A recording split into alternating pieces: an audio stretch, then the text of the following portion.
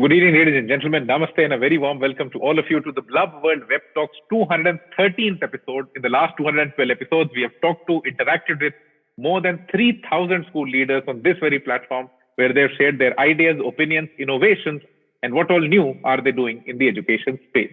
तो नमस्कार, आप सभी का स्वागत है ब्लब वर्ल्ड वेब टॉक्स के 213वें एपिसोड में। पिछले 212 एपिसोड में करीबन 3,000 से ज्यादा शिक्षाविदों ने इसी प्लेटफॉर्म पर अपनी राय रखी, ये बताया कि वो शिक्षा को कैसे बदल रहे हैं और शिक्षा उन्हें कैसे बदल रही है। तो आज के अगले 60 मिनट जो आप हमारे साथ में हैं, हम हमारे आज के गेस्ट से जानने की कोशिश करेंगे that how do they define a future ready teenager. एक भविष्य के लिए तैयार किशोर को वो कैसे परिभाषित करेंगे। So today, in the next 60 minutes, is going to be an introduction about the future-ready teenager. What all does a teenager really require to become ready for the future? But before we get into this conversation, just some ground rules of the Blub World Web Talk. So this is a timed platform. So once your speaking time is over, you might get muted. If you get muted, please don't get offended. It's just to keep the activity crisp and entertaining for everyone. And how do you know that your time is coming to an end? Just look at the screen. Either you'll see my hand up in the air or you'll see Blub World's hand up in the air. When you see these hands, that means you have the final 30 seconds to conclude. So please conclude within those final 30 seconds. If you do not, you might get muted. Secondly, this is a bilingual platform. So once during the conversation, you're comfortable to use English or Hindi, any of these two languages. भाषा कभी भी ज्ञान का पैमाना नहीं है, तो आप तसल्ली से अपनी मर्जी की भाषा इस्तेमाल कर सकते हैं। आइडिया या जो थॉट है वो ऑडियंस तक पहुंच जाना चाहिए। The idea behind the Blub World Web Talks is to create the world's biggest repository of education ideas. कि शिक्षा में जो नया हो रहा है, जो सबसे अच्छी प्रैक्टिसेस हैं, वो एक दूसरे तक पहुंचाई जाए ताकि सब उसे एमुलेट कर सकें, अपने इकोसिस्टम्स में इंप्लीमेंट कर सकें। So thank you so much everyone for joining us today. Let's start talking about how do we define a future ready teenager. And let me invite the first guest for today. A very warm welcome to Ms. Neelam Choudhary, Vice Principal for Sage International School from Bhopal, Madhya Pradesh. Neelam ji, over to you for the next 3 minutes. Please unmute yourself and a very warm welcome. Thank you, Mr. Daksh. I would like to say very good evening to all the leaders. I have given a chance. Thank you so much, Blub World. Now I would start my speech that what are future teens and how we can prepare them for future. All of you would agree with me that technology is changing rapidly every day. There are certain skills required for teens to lead a fulfilled life. We must identify these skills, strengths, and aptitude, and we must prepare children for the future. We must also identify some future careers that we can prepare them for. Also, all of you would agree that tomorrow's challenges will demand a whole new set of skills. Today's teens will spend their lifetime dealing with climate change, privacy concern, and equitable access to technology, wealth, and education. They'll also contend with and take advantage of new technologies like automation and global interconnectedness. This means they'll grow up to develop new skills, work new jobs, and build solutions. We can only begin to dream out. But it's the current generation collectively its responsibility to ensure where we are being just as creative and imaginative about how we educate, empower, and equip the next generation. Young people are already working overtime to step confidently into the future and make the world a better place. And we are not keeping pace. Quality education is expensive and exclusive, and we have yet to meaningfully transition it into 21st century. These days, parents are concerned about what are the available career stream my child can take up, how to make the decision. The world of work is changing, the technology is upgraded every day. How can we keep up? Parents want children to lead a happy, fulfilled life at a career that is futuristic and also suits the child's personality, interest, and ability. Now, my suggestion is the proposal to reinvent education. There are some people we are dealing with that do not see education system today as something that needs to be changed. to ensure that unprivileged communities without internet access can also be benefited from democratizing power of online technology and education. I would suggest that incorporating problem solving, critical thinking, innovation, and creativity in classroom teaching. Thank you so much. Thank you so much Neelam ji. Future careers identify करने होंगे, future skills identify करनी है, उनके साथ बच्चों को equip करना है. And at the same time a lot of leverage has to be taken of technology. Technology हमारी जिंदगी में परमानेंटली आ चुकी है. बहुत सारा एआई हमें आगे भी डिसरप्ट करने वाला है, अभी ऑलरेडी कर ही रहा है. Machine learning is already in its space. So with these thoughts, I think it's a good start, but I think there should be more conversation on क्या ऐसा है जो टेक्नोलॉजी नहीं कर पाएगी. We should also be thinking on elements of learning, skilling, syllabi, curriculum that should be developed that keep humans relevant beyond technological development. So let's take the conversation ahead. Thank you so much, Neelam ji. Let me invite the next speaker for today. A very warm welcome to Mrs. Roopa Gosain, Principal from RPS International School, Karnal, Haryana. Roopa ji, over to you for the next 3 minutes. Please unmute yourself and over to you. A very warm welcome. Okay, thank you so much, Daksh. It's a great privilege to be here amongst all the great thinkers here. There's just one of the things that as we got into the topic, I was thinking, defining the Generation Z, that itself is the teen of today, the Generation Z, and defining a Generation Z who is actually today beyond boundaries in all senses is really a challenging task. But what really is very remarkable about them is the kind of fluidity that they have possessed in their personalities and in their thinking mindsets. So I think the curriculum and as educators, we need to look at how to, give this fluidity, which in itself is a great thing, but also to give it a kind of a focus. So I think one of the ways in which we really need to think is that since they are part of Generation Z, they're born with this kind of, this very uncertainty looming large over them. And I think this is one of the biggest challenges that today as educators we have to how to kind of channelize and bring that certainty into their mindsets. I think all the problems that are coming up today, post-COVID and even pre-COVID, in today's time, because of their definition, they are living in a world which doesn't know where tomorrow it might be bombed by, or it might be swept away by COVID or any other kind of a disease, or traveling from A place to B. Finally, will they finally reach? And there are so many, uncertainties and variables today that they have to contend with. So they are born with that kind of uncertainty. And whatever we see the challenges as educators, they are actual defense mechanisms that they are born with. So strengthening some defense mechanisms that they already have and giving focus to the rest of it is, I think, the biggest task that educators have today. And to, I think, make their journey from outside, they are full of self-gratification, making their journey from outside to inwards, making them aware of who they are, which is kind of salient to Indian thought. I think that is something we all need to do as educators, making them aware of who am I, where am I, becoming aware of their actions and all. So that kind of introspection as a part of curriculum is actually needed very much today. That's all I would like to say, and we'll come back later whenever. Thank you. Thank you so much, Roopa ji. I think you talked very nicely on how self-realization going from outward to the inward is becoming more important. I think that's where human skills, human values, or the relevance of humanity, or as Homo sapiens, that's where the relevance actually comes back. Because everything that's worldly, that can be managed by trends, is all being taken care of by technology. Whatever is possible by past trends, past data, technology can do a lot of it. But I think humans can do something which is beyond data, something which is beyond trends, something which is beyond all the data analytics and machine learning that's going around us. So let's take teenagers back to their own roots. Let's introspect more and make it a part of the curriculum or part of the syllabi. Thank you so much, ma'am. Let me invite the next speaker for today. A very warm welcome to Ms.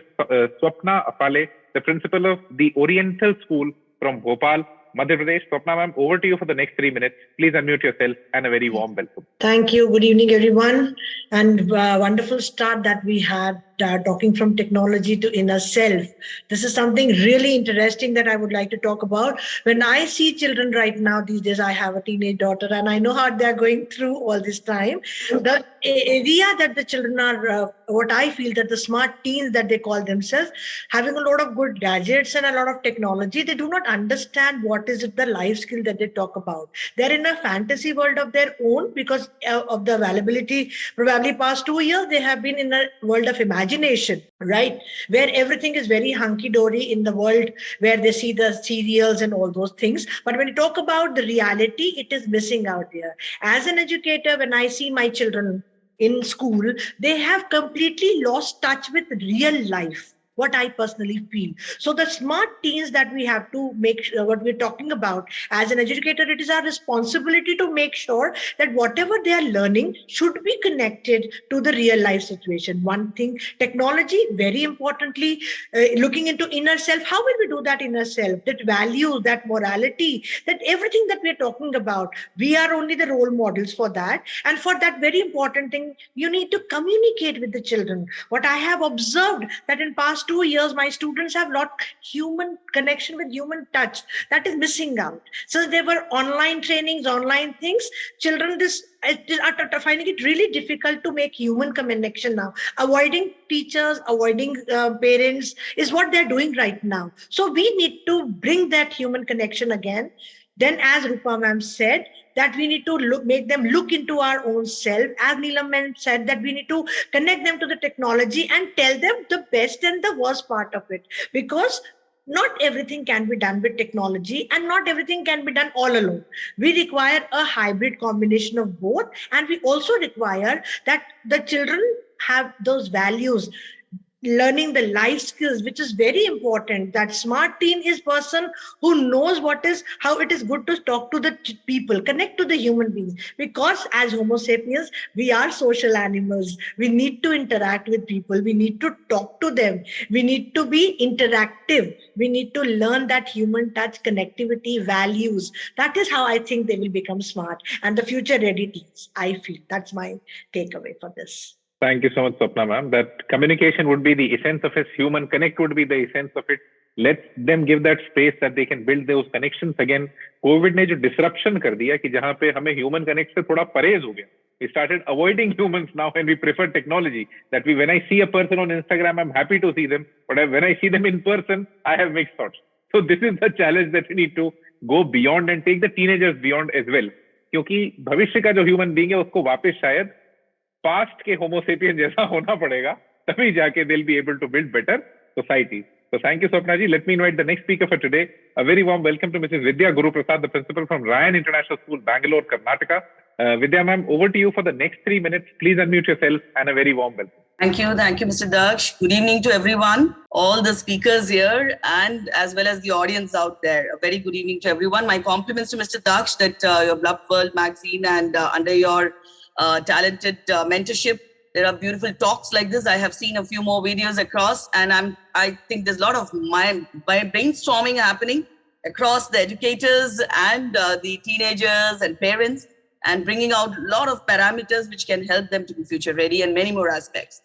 Well, as the educators here, the insightful views they have been sharing, I add on that yes, the world is moving to new normal, as we all are saying, and it will bring a new wave of change for sure. We are all going to ride upon this new wave of change, and hence preparing our teens to tackle these changes, especially when they enter the workforce. And that's what I think is what we would call as a future ready teen. Well, as per the future of jobs, all of us know, and we do talk about it, that around 60% of our children who are in the primary level of education now, by the time they enter the workforce or they end up working, they would be completely into a new set of jobs, the jobs that yet do not exist maybe. And many of the jobs that exist now today are either going to be obsolete or maybe having a complete restructuring and a new look is what we all believe. And hence I firmly believe that we need to encourage our children, especially the teens, to develop certain skills that makes them future ready. And as we all know, change is the only constant thing, and the world is going to reshape and evolve with these waves of changes. I feel there are certain set of skills, and to list a few, one would be creativity. Everybody was talking about technology and many aspects of knowing inner self and self-confidence. Creativity, or so-called judicious use of technology and innovative use of technology and out-of-box thinking, is something I think each one of us has to think about, including in our curriculum in the future time. And it is there. It's already a lot of restructuring happening as per the NEP into the curriculum. But I think creativity is something which is a key factor to develop the teens now. They should be able to innovate solutions, and this would surely introduce them to creative thinking and to present solutions for real life situations and to solve problems. I think that's what we all need. And coming to another parameter is critical thinking. And I think we all talk about critical thinking, being exposed to a vast sea of information out there. It becomes very imperative for all the teens to be able to isolate, to use their judgment, to segregate valuable information from the rest. There's so much of information out there. And that's where I feel educators would play a role. Because you asked Mr. Daksh in the beginning, what would the use of education and what shape is education going to take in the future if everything is to be done by technology? This is the role which the educators would play as facilitators of judgmental aspect of segregating valuable information. And that's what critical thinking ability is all about. The third parameter I would say is curiosity. Well, this is the right time now for all the curious learners out there, all the teens, so they can actually learn more from their knowledge and online source available. Emotional quotient happens to be a very, very sought after parameter and skill, which all the employers are looking for. And hence we should work on helping them to develop the emotional skills. Thank you so much, Vidya ma'am. Emotional quotient, typically talking about how creativity, critical thinking will make space and has already made space. These are the two skills that most of the humans think that yes, these are the things that will keep humans apart or better than technology always. Majorly, we are talking about creativity. But the challenge right now that we see with creativity as a skill is that we have not worked on it that much. We don't know how does creativity really translate into a child? How does it, percolate into him? Because we are able to identify the creative ones and promote them. We are not able to incite creativity in each one of them. We'll have to figure out more ways of doing that. It's a challenge that pedagogy and andragogy will have to work together on, but I think some very amazing thoughts. Thank you so much, Vidya ji. Let me invite the next speaker for today. A very warm welcome to Mr. Manish R.K. Jain, the principal of Podar International School from Gwalior, Madhya Pradesh. Manish ji, over to you for the next 3 minutes. Please unmute yourself and a very warm welcome. Thank you, Daksh sir. First of all, I wish a very warm evening to everyone. And regarding teenagers and futuristic teen, I would begin that who is a teen? Is it 13 to 19 age or it is something else? Earlier it was according to the English or the numerical count, 13, 14, 15, 16. It was that only.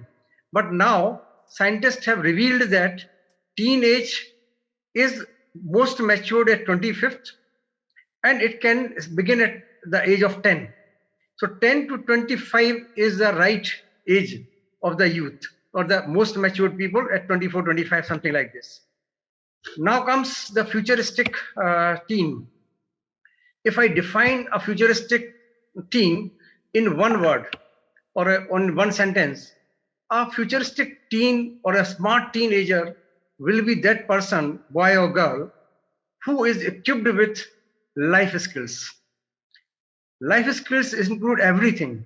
It can be emotions, it can be stress, it can be problem solving, it can be creativity, it can be everything.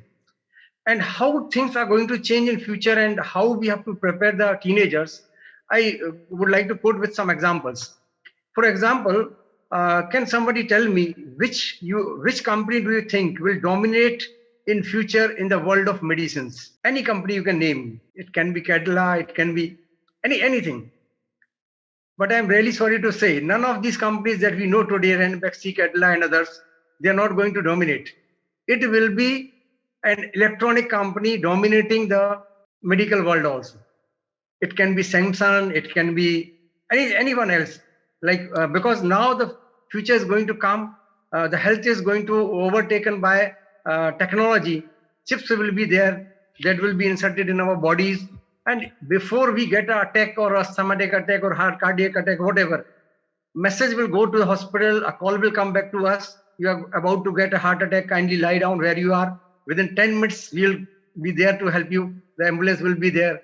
Or something else can happen. If you are diabetic, you go to a hotel or restaurant, you ask for some sweets. Waiter will go to counter and come back. Sir, sweets cannot be served. Last week you went to doctor and you are detected diabetic. So this is how the scenario is going to change. So thank you. Next round, I will be waiting to speak further. Thank you. Thank you so much, Manish ji. And yes, electronic companies will also be leading the pharmaceutical space as well. And from curative medicine, we might get into predictive medicine. That since आपको कल या पिछले हफ्ते diabetes identify हुई है, so we cannot be serving sweets to you. So I think this is a reality which right now, looks quite bleak, but it could be the reality very soon.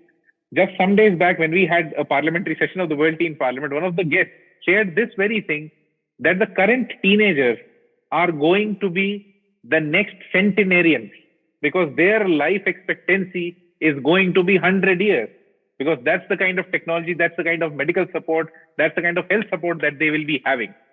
But are we really preparing centenarians? Because if we look back, and the people who have touched the age of 100, they are not just physically healthy, they are far more mentally strong. So are our current teenagers really in that state that even when health supports them, would their mental health support them throughout the whole process? So this is something that has to be pondered more upon. So let's now get into the second round of our discussion. The second round, before we get into that, let's lead with a simple question. When we all know that it has to come from within, it cannot be a skill that's, that comes from the outside. What's the current state? Are we currently in that state where we have mentally strong teenagers? What is the current state? Let's only talk about that. There are a lot of solutions that we have talked about right now. What do you think? What's your current evaluation of the current state of mental health of teenagers? And are they really prepared to be a centenarian in the future? So anyone from you can just raise your hand and we'll unmute you and you can take the 3 minutes. Yes, Swapna ma'am, over to you. I think that we are not ready. Not the teenagers are also ready. Centenarian, making them a centenarian will be difficult because they are not prepared. What to do at that age? How to go about it? How to live after a particular age? We have a retirement age of 60 and 70, whatever we can have like that. What will happen after they? Are they ready for that? I find a lot of loneliness right now in the elderly people. We find the loneliness in the even in the teenagers, right? So we are not prepared. We have to prepare the children for that. And how to do that? This is what we all need to think about it. Then again, my point comes upon that we need to have that human connection. The missing human connection has to be restored. Again, if we do not speak to a person, if we do not have that human connect, we do not know. We have parents who do not talk to their children. We know teachers who are just finishing their syllabus and not discussing and having the connect. I am fortunate to have students who have been there with me for past 25 years. Right now, even today connected to me because I was connected to them in the class. The parents come and tell me, ma'am, because of you, the child has changed. This is what we need to do as educators. I feel personally, that's my personal take. I mean, everybody might have a different one, but that's my personal take on this, that we are not prepared. And especially after COVID, even the teenagers are feeling lonely. We have a lot of people who are beyond age of 60, 70, but they do not have people to look after. They do not know how to, again, we were talking about creatively being involved. We do not know how to involve ourselves into or engage ourselves into constructive things, which is what is missing out, I feel. Right. So one thing that's for sure that we are currently not in that state. Yes, Roopa ma'am, over to you. When we are not in that state, what do you think? What's your current evaluation? What's the situation as is today? I think, like I just mentioned earlier, that this is a Generation Z. If we have read upon what are the psychological factors that are affecting them, they are in a very fissured state of mind all the time. And there is a complete, there is a kind of a fluidity. There is no focus.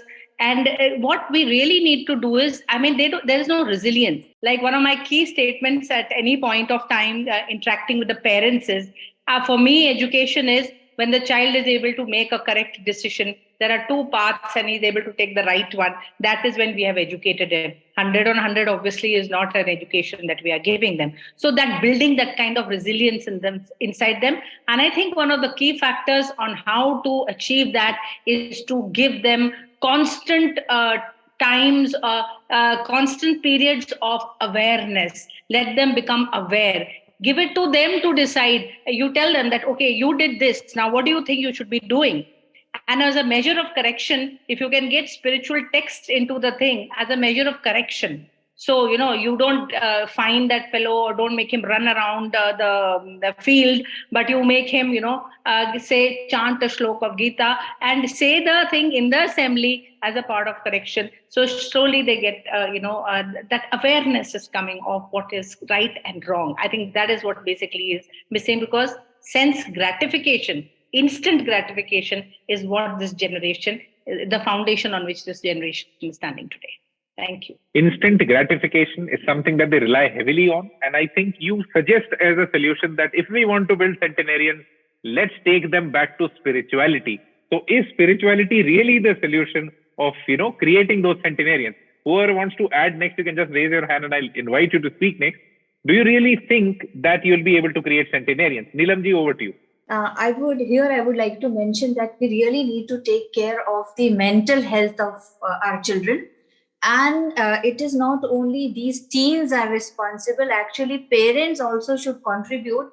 And I would say when I talk to the parents, I think they need to be counseled first before students, because what had happened in COVID, they have, all of us, not only parents, all of us have pushed them into virtual world. We have given them mobile phones and they have now habitual. These students have become habitual to, they have a lot of screen time. They don't want to get away from screen. And now it is difficult for parents, but because they found it easy at that time, they have given mobile phones and they got themselves busy in their, workplace or whatever. Even they are also busy in, WhatsApp and all those things. All of you would agree. So this happened. So first we need to counsel parents also for this, because they are also feeling helpless, some of them. And some of them are okay because they also got themselves busy with these virtual world. So we need to work upon parents also. That is what my say. Thank you. So a lot of work needs to be done with the parents. They have also engaged in the mobile phone world. And I think it's quite true that we are all a little bit, engaged in the virtual world more than it is required. तो ये जो पूरे traits हैं, क्या ये सच में एक ऐसा किशोर तैयार कर देंगे जो कि सच में 100 साल की उम्र पकड़ने के लिए क्षमतावान हो, not only physically but also mentally? Manish ji, over to you to share your thoughts on this. Sir, I have a little bit difference of opinion. Now, current situation is that children are physically weak. They are mentally disturbed and confused, especially after COVID. They have a lot of screen time, and it is not only these teenagers, teachers, and parents responsible for it, but I go one step ahead. It is also our political leaders responsible for all this happening around us. Why I am saying that? This is not a blame on them, but this is the truth. See, if they are strict enough to control Facebook, WhatsApp, Instagram, and other countries, some of the countries have done it beautifully. They have done it. So if we are able to control that, all the negative sites, adult sites, if we are able to manage them, then our youth will not get stuck with them. What is actually happening? If you type a simple word, B-O by boy or G-I-R-L, girl on Google, whatever images you get, we expect a decent girl photo or a decent boy photo. But what you get there? And this is how. Child is trying to open something for his study, but some pop-ups are coming up, dragging them to some initially with little bit vulgar things, then more vulgar, and then into adulthood sites. They are dragging them like that. And child knowingly or unknowingly, intentionally or unintentionally, getting in touch with these things are getting influenced, and then their activities, their behavioral problems, and all these things are coming up. So what we need to nurture them, we cannot withdraw them from technology. What we want is that they should be trained on one side, that how they should use the technology in their own favor. Parents, on which we have less hold, they need to be counseled. I agree with Neelam madam regarding that. And then political leaders, they really need to be responsible, and not only responsible, they should be strong enough. They are worried about their vote banks. They are worried about their positions. Once the election will come, they will lose their vote bank if they go strongly against these things. So they need to control themselves. Maybe they lose their constituency, they lose their election, no matter whatsoever happens. But if they are really patriots in the youth's interest, they should manage them. So this is my opinion, that it is not only parents and teachers or management or teenagers himself or herself, but political leaders are also responsible for what happened during COVID. Absolutely. Thank you so much, Manish ji. So you have added a new perspective to the discussion कि there is a policy paralysis. या हम चाहते हैं कि जो government में लोग बैठे हैं, जो सरकार में बैठे हैं, क्या वो अपने वोट बैंक के बियॉन्ड या अपनी एग्जिस्टेंशियल क्राइसिस के होते हुए भी क्या वो स्ट्रॉन्ग डिसीजंस ले सकते हैं? Are they ready to leave power and get so stringent that they are able to control information and technology? आप एक्चुअली दो बहुत बड़ी बातें कर रहे हैं कि साहब, पहली सेंसरशिप और दूसरी you are making internet non democratic. Internet आया ही था सूचना को डेमोक्रेटाइज करने के लिए, एंड इसको हम उल्टा बहाने की बात कर रहे हैं पॉलिसी मेकर्स के थ्रू. ऐसा संभव है कि नहीं? This is another point of discussion, but yes, this is a point in it as well, that yes, there should be some policy that makes content, that makes wrong things regulated. क्योंकि हम सभी जने एक moderated, contained, curated atmosphere में रहने के लिए हैं, और समाज शायद तभी बन पाएगा. So we have Vidya ma'am, over to you if you have any more thoughts to add to the discussion, that currently क्या teenagers सच में तैयार हैं 100 साल की उम्र टच करने के लिए, and अगर नहीं हैं तो हम तुरंत क्या solution कर सकते हैं? Over to you. Yes, Mr. Daksh. Well, I would, though I heard all the experienced speakers here, but I summarized it into all the parameters which they said. I think it would be a basic requirement now to have our present teenagers practice mindfulness. I think that's what is the key. Practicing mindfulness is something which is absolutely missing. Ms. Roopa said gratification. Yes, that's the perfect thing, which is an apt base on which the present generation is. Complete gratification, just a pleasure, a desire, that's what they're looking for, achievement of this. As Neelam ma'am said, yes, we need to look into how they use technology. Mr. Manish also said that. There's going to be technology available. You said, Mr. Daksh, to make a centenarian, you're going to have a lot of technology to keep them long life, to keep them medically fit. But are they going to be ready to use this for their favor? I think all that would be only through practicing mindfulness. So communication then again comes to be a key. Communication with others, communication socially, and communication within yourself. And that's what is mindfulness. And I think we do all, as educators and principals, come across situations nowadays where we do handle teenagers with different but almost similar situations and scenarios. And here I have started personally making them reflect upon their actions, probably not judging on my opinion and giving them a punishment or giving them an order to do certain tasks post a confrontation, but rather making them reflect upon their action and let them tell us how would they want to proceed in a situation like this. And that's what I feel would be a key right now for this generation. I think all of us are dealing with teens, and that if that's there present with all of us, in fact, many a times, Neelam ma'am said parents, I think we all also need to look into that. Probably at the time of transition now from online schooling to offline, we are experiencing it more so beyond the pre-pandemic times, and it used to happen, and then comes in your spirituality as well. What else was spirituality? It is mindfulness, isn't it? It was a different way of saying being mindful, and that's all different ways to say that yes, this is the key, and that's what I have to say for this topic. Thank you so much, ma'am. Yes, mindfulness, being present in the moment, self-awareness, spirituality, all the aspects of human life which are part of conversations but not a part of curriculum. And when we try to make them a part of curriculum, something very nicely just attaches itself to it, and that's controversy. And that's the simple reason why it always happens that from discussions, it never culminates into curriculum. It always becomes an extracurricular activity when we all realize, as educationists, as school leaders, as people who think in the direction of education, as the central element of human development or making humans ready for the future. When we think it's such a critical part of our discussions, such a critical part of life, then how can it be extra-curricular? We'll have to think on this as well, that should it be a part of the curriculum? How should it be a part of the curriculum? And how urgently do we need it?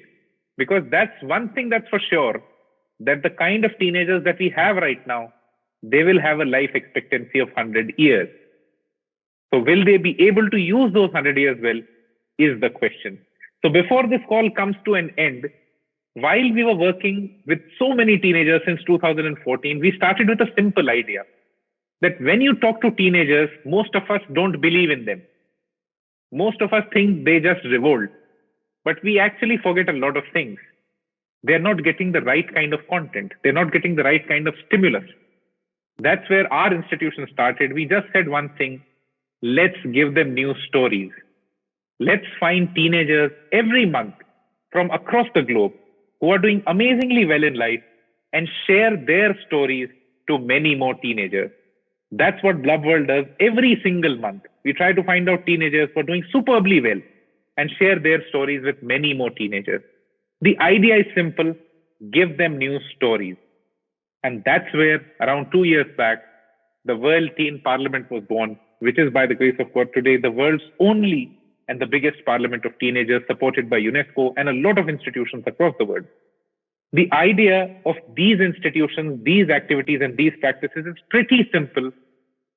You cannot teach life skills or spirituality or whatever we talked about in the last 60 minutes. There cannot be a pedagogy to do this. There can only be an andragogy to do this. You'll have to take them through a journey. You cannot never, be didactic with all of this.